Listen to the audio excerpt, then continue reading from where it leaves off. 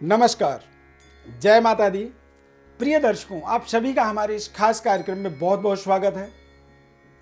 दर्शकों, ग्रहों के परिवर्तन से हमारे अंदर कई बार एक कुतूहल वृत्ति की जागृति होती है, एक जागरूकता आती है, मन में जानने की जिज्ञासा हो जाती है कि मेरे जीवन में दरअसल इन परिवर्तनों का क्या प्रभाव होगा। हम राहु केतु के राशि परिवर्तन के विषय में बात कर रहे हैं। साथ ही साथ मार्च माह 2019 राशिफल का भी विस्तार पूर्वक विश्लेषण करेंगे और राहु और केतु के राशि परिवर्तन का क्या प्रभाव होगा, दरअसल इसे हम भली भांति विस्तार पूर्वक आपको बताएंगे। आपको करना क्या है, तो बस केवल ध्यान पूर्वक इसे सुनना है और समझना है। आज हम सिंह राशि के जातकों के बारे में बात कर रहे हैं। सिंह राशि के जातकों का जो राहु और केतु का राशि परिवर्तन हो रहा है, ये 11वें घर यानी लाभ भाव में राहु ग्रह जा रहे हैं और पंचम भाव में केतु ग्रह विराजमान होंगे। अब राहु और केतु के प्रभावों को समझना इसलिए भी जरूरी होता है क्योंकि ये हमारे जीवन में अंतर्ज्ञान, मस्तिष्क, दिमाग, मनोदशा और साइकोलॉजिकल गतिविधि यानी जो मनोवैज्ञानिक दिमाग की जो एक एक्टिविटी है, गतिविधि है, उस पे ये राहु और केतु दोनों ही अपने विशेष प्रभाव रखते हैं। अब राहु जब 11th हाउस यानी 11वें घर लाभ भाव में जाएंगे तो केतु पंचम भाव में जाएंगे। ये राहु और केतु आपके जीवन में राजयोगकारी परिवर्तन कह सकते हैं।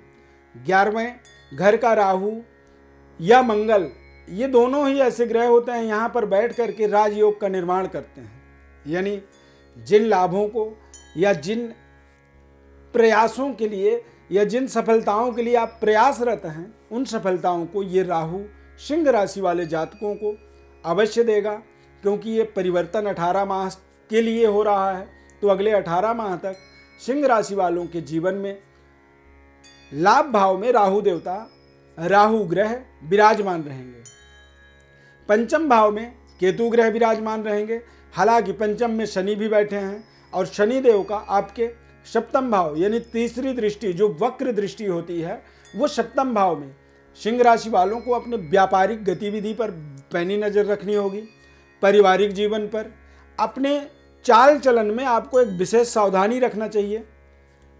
जो भी आप कमिटमेंट करते हैं, बात करते हैं, उस पर आपको स्मरण शक्ति आपको मजबूत रखनी चाहिए ताकि आप याद रखें कि क्या क्या आप कमिटमेंट कर रहे हैं, किससे क्या कह रहे हैं। क्योंकि वक्र दृष्टि शनि की जो है वो आपके व्यवस्थाओं को बिगाड़ सकता है। केतु ग्रह पंचम भाव में बैठे हैं। यदि आप संतान के प्रति इच्छुक हैं या संतान की प्राप्ति चाहते हैं या प्राप्ति नहीं हो पा रही है, तो निश्चित रूप से अगले 18 माह में आपको संतान की प्राप्ति होगी। मानसिक सेटिस्फैक्शन कह सकते हैं, संतुष्टि मिलेगी और अपने शिक्षा, एजुकेशन का आप आने वाले समय में या मार्च माह में एक सकारात्मक तरीके से इस्तेमाल उसका कर पाएंगे। यानी आप यदि किसी जॉब के लिए, गवर्नमेंट जॉब के लिए प्रयासरत हैं, आप चाहते हैं कि गवर्नमेंट जॉब में आप जुड़ें, प्राप्त करें, तो निश्चित रूप से यदि आप प्रयासरत हैं तो आप प्रयास करते रहें, आप बहुत जल्दी सफल होंगे। राजनीतिक गतिविधि में यदि सिंह राशि के जातक जुड़े हुए हैं तो राहु जब 11th हाउस यानी लाभ भाव में जब राहु ग्रह आता है तो निश्चित रूप से सरकार के महकमे से विशेष तरह का एक लिंक बनाता है, संबंध जोड़ता है, सरकारी कार्यक्रमों के अंदर जुड़ने का एक अवसर देता है। साथ ही साथ पॉलिटिकल, राजनीतिक गतिविधि में भी राहु 11वें घर का राहु जुड़ता है। अब और भी ग्रहों की बात देखना जरूरी है, उन्हें समझना जरूरी है, क्योंकि चतुर्थ भाव में देव गुरु बृहस्पति विराजमान रहेंगे। अब चौथे घर के जो गुरु होते हैं ये फाइनेंशियली सेटिस्फेक्शन, संतुष्टि देते हैं, लेकिन स्थान की हानि करते हैं देव गुरु बृहस्पति। यानी कि आपको खान पान का विशेष ध्यान रखना चाहिए, माता से अपने संबंधों को बना करके रखना चाहिए, बिगड़ना नहीं चाहिए। और यदि आप ये चीज़ों का ध्यान रखते हैं तो इससे आपको फाइनेंशियली सेटिस्फेक्शन मिलेगा वाहन आपको सावधानी पूर्वक चलानी चाहिए और अति उत्साह से आपको बच के रहना चाहिए। अति उत्साह आपके लिए हानिकारक हो सकता है, ओवर कॉन्फिडेंट नहीं होना है और अपनी जिम्मेदारी को बखूबी आपको निभाना है। ये नहीं सोचना है कि ये काम तो मैं तुरंत कर लूँगा और जब करना चाहिए उस समय नहीं कर पाएंगे और जब टाइम ही नहीं होगा उस समय आप प्रयास भी करेंगे तो वो काम फिर हो नहीं पाएगा। तो ये जो व्यवस्था है आपकी, इन व्यवस्थाओं को आपको बना करके रखना है, इसको बिगड़ने नहीं देना है। राहु और केतु के परिवर्तन का आपके जीवन में एक सकारात्मक, ताकतवर और पावरफुल परिणाम प्राप्त हो रहे हैं। तो आप यहाँ से सकारात्मक होकर के आगे बढ़ें, जागृत होकर के एक्टिव रहें, ताकतवर बने रहें।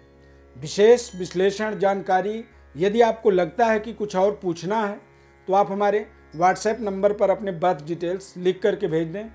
हमारे तरफ से आपको संपूर्ण विश्लेषण, जन्म पत्रिका की संपूर्ण विश्लेषण आपको बताया जाएगा निःशुल्क रूप से। दर्शकों, आप हमारे इस कार्यक्रम को पसंद करते हैं, हमारे चैनल को आप सब्सक्राइब जरूर करें, कार्यक्रम को शेयर करें, बेल के बटन को क्लिक करें ताकि आप निरंतर हमसे जुड़े रहें। हमारे इस कार्यक्रम को पसंद करने के लिए, आपके प्रेम स्नेह के लिए हार्दिक आभार, धन्यवाद। जय माता दी।